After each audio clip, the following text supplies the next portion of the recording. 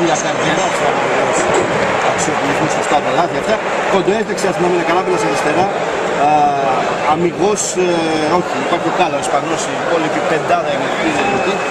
Ο Μάκος είναι ο Κόφτης, ο Βάρκας και ο Καφές που είναι οι δύο μέσα.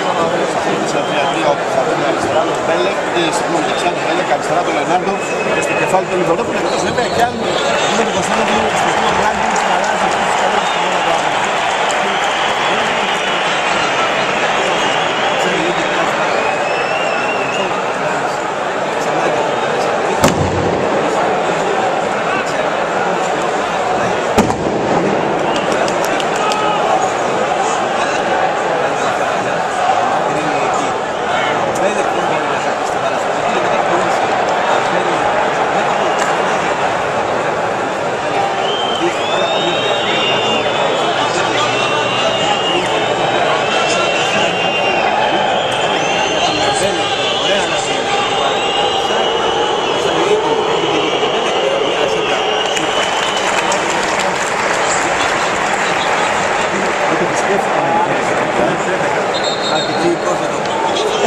Ο καθένας κάνει αυτό που έχει και αυτό που ξέρει.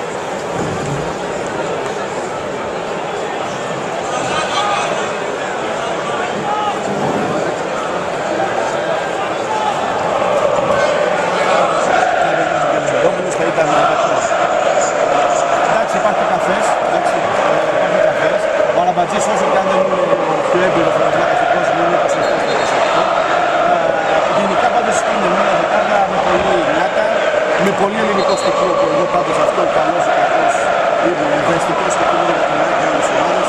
Ο πρόεδρος Καράπελας, Μάκος, Μανολάς, ο Ντρές καθώς θα πατήσει το πιτό και ο Πάνος θα μπορεί έχει σίγμα στο τέλος θα μπορούσε να μέτρει δίπλα αυτό το σχολείο.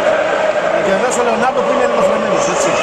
Και να μιλούμε για κάποια δεκάδα η οποία είναι όχι συγκεκριμένη, μια ομάδα η οποία είναι του ύψους και του βάθους, μια ομάδα της τριάρας, τώρα θα τα φάει, θα τα μαζέψει, δεν ξέρεις ποτέ. Έχει συμβεί να έχει φάει και μια δίκαια να κερδίσει μια καθόλου στη Ζιάθη, αλλά γενικά είναι μια ομάδα η οποία δεν σου εμπνέει καμία με καμία εμπιστοσύνη στα δικά, ξέρεις ότι στην καλή της μέρα.